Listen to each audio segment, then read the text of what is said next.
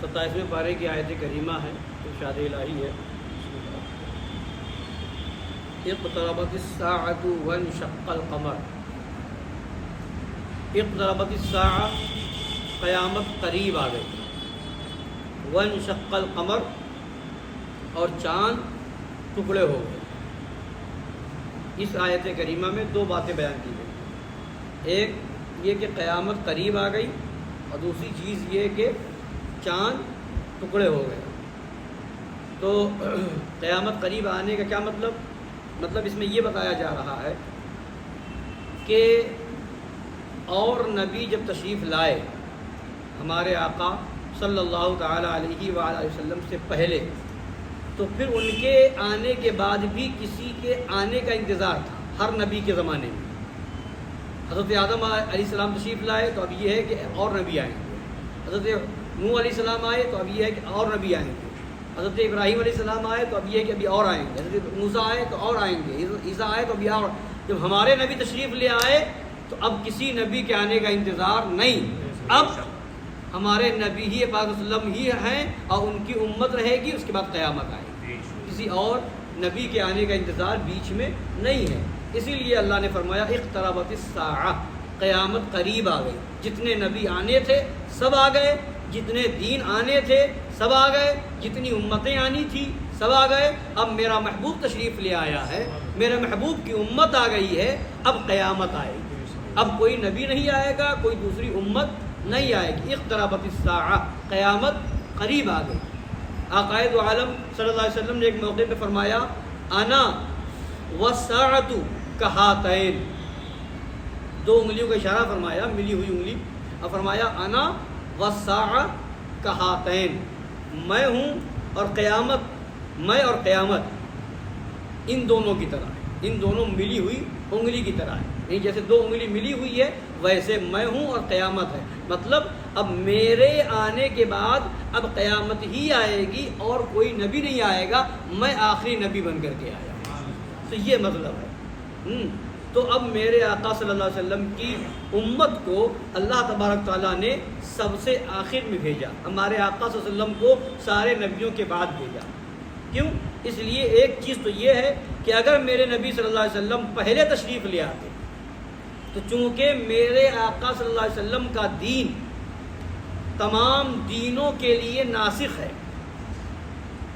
تو میرے آقا صلی اللہ علیہ وسلم اگر تشریف لے آتے پہلے تو پھر دوسرا اور کوئی نبی تشریف نہ لاتے، دوسرے نبی تشریف نہ لاتے، میرے نبی کے بعد پھر دوسرا کوئی نبی نہ آتا، اس لیے کہ ناسخ ہے، باقی سب منسوخ۔ جیسے ہی نبی تشریف لے آئے باقی دین سب منسوخ، سب پر حکم موقوف ہو گیا، اب کسی پر عمل نہیں ہوگا میرے نبی کے دین پر۔ اس لیے سارے نبیوں کو پہلے بھیج دیا گیا کہ جیسے میرے محبوب جائیں گے سارا دین منسوخ ہو جائے گا، سارے نبی کی نبوت کے بعد اب میرے نبی کی نبوت ہے، اب کوئی اور نبی نہیں بن سکتا۔ تو اگر میرے نبی پہلے آ جاتے تو پھر کوئی نبی نہ آتا، اگر میرے نبی سب سے پہلے آ جاتے تو پھر کوئی نبی تشریف نہ لاتے، کیونکہ اب پھر کوئی نبی آتے تو پھر ان کا دین ناسخ ہوتا، ان کا دین چلتا، میرے نبی کا دین منسوخ ہو جاتا، ایسا ہو نہیں سکتا۔ تو اس لیے اللہ نے سب کے بعد میں بھیجا، ایک چیز یہ۔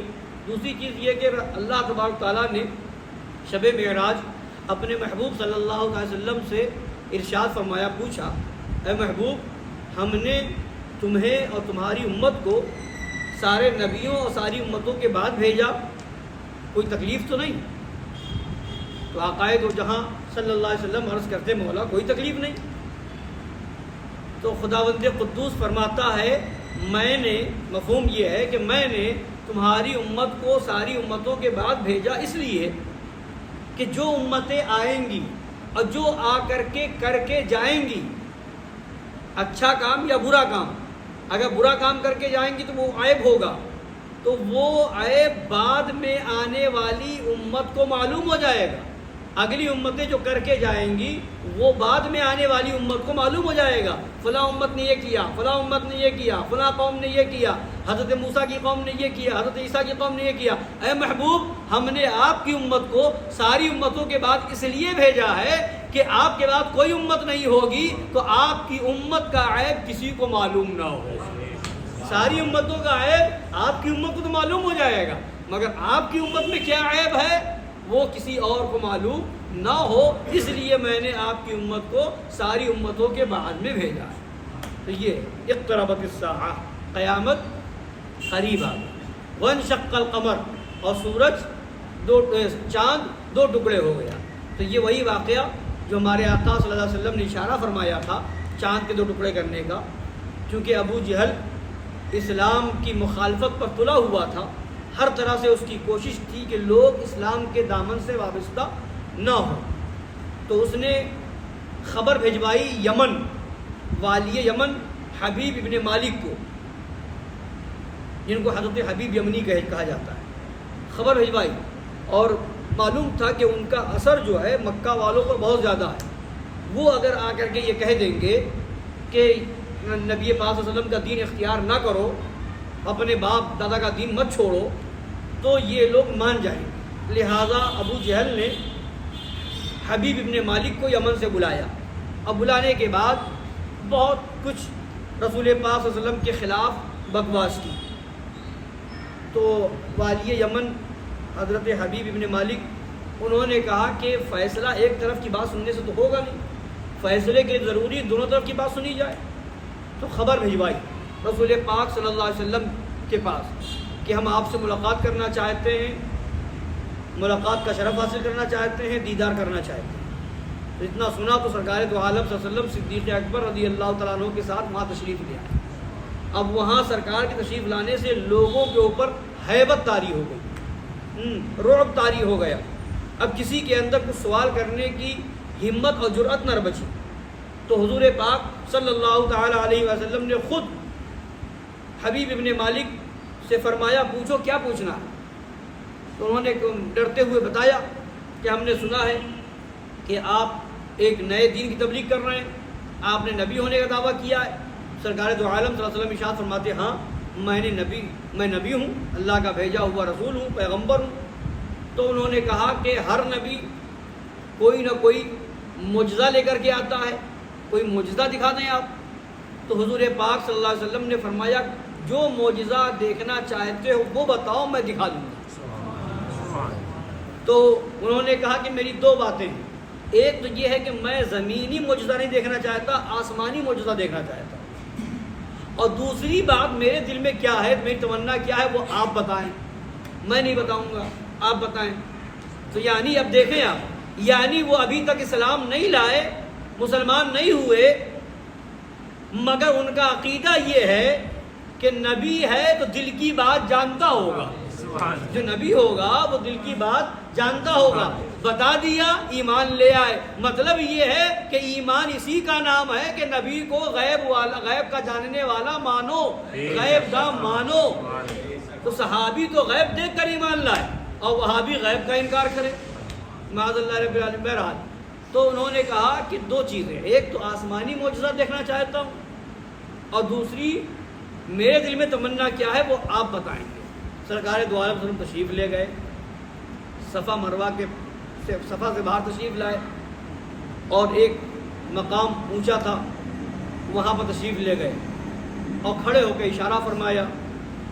تو چاند دو ٹکڑے ہی نہیں ہوا صرف، بلکہ دو ٹکڑے ہو کر کے ایک ٹکڑا پہاڑ کے اس طرف چلا گیا اور ایک ٹکڑا پہاڑ کے اس طرف چلا گیا۔ لوگوں نے اپنی نظروں سے دیکھا۔ اب جب یہ معجزہ دیکھا تو انہوں نے پھر کہا کہ اب میرے دل کی تمنا کیا ہے وہ بتا دیجئے، یہ آسمانی معجزہ تو آپ نے دکھا دیا۔ تو حضور نے فرمایا تمہارے دل کی تمنا یہ ہے کہ ایک تمہاری لڑکی ہے جو بیمار ہے، معذور ہے، بول نہیں سکتی، چل نہیں سکتی، ہاتھ ہلا نہیں سکتی، تم چاہتے ہو کہ وہ صحیح ہو جائے، جاؤ میں نے تمہاری بیٹی کو صحیح کر دیا۔ اب حضور پاک صلی اللہ علیہ وسلم نے یہ فرمایا تو قدموں میں آ گئے، ایمان لے آئے، مسلمان ہو گئے، کلمہ پڑھ لیا۔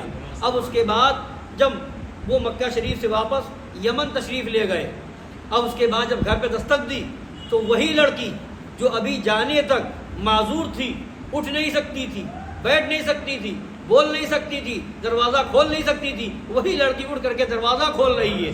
دیکھا تو کہا بیٹی یہ کیا ماجرا ہے، تم صحیح کیسے ہو گئی؟ تو کہا میں ایک رات سو رہی تھی، اور میں نے دیکھا ایک نورانی شکل و صورت والی شخصیت جلوہ گر ہوتی ہے، اور فرما رہے ہیں کہ بیٹی میں نے تمہارے باپ کو مکہ میں کلمہ پڑھا دیا ہے، اور تم یمن میں کلمہ پڑھ لو، مسلمان ہو جاؤ، ابھی تم صحیح ہو جاؤ گی۔ جیسے ہی میں نے ان کے پڑھایا ہوا کلمہ پڑھا، میں صحیح ہو گئی، تندرست ہو گئی، ساری بیماری ختم ہو گئی۔ سورج الٹے پاؤں پلٹے، چاند اشارے سے ہو چار، اندھے نجدی دیکھ لے قدرت رسول اللہ کی، تم ہو شفائے مرض، خلق خدا خود غرض، خلق کی حاجت بھی کیا، تم پہ کروڑوں درود، کیوں کہوں بے کس ہوں میں، کیوں کہوں بے بس ہوں میں، تم ہو میں تم پر فدا، تم پہ کروڑوں درود۔ تو یہ ہے سرکار دو عالم صلی اللہ علیہ وسلم کا پاک معجزہ، ہمارے آقا کی شان۔ اللہ تعالی ہمیں اپنے محبوب صلی اللہ تعالیٰ علیہ وسلم کی سچی غلامی عطا فرمائے، ان کی محبت میں زندگی عطا فرمائے، اسی میں خاتمہ بالخیر نصیب فرمائے، اور ایسے گندے عقیدے والے وہابیوں دیوبندیوں سے ہم سب کو دور رہنے کی توفیق عطا فرمائے۔ آمین برحمتک یا ارحم۔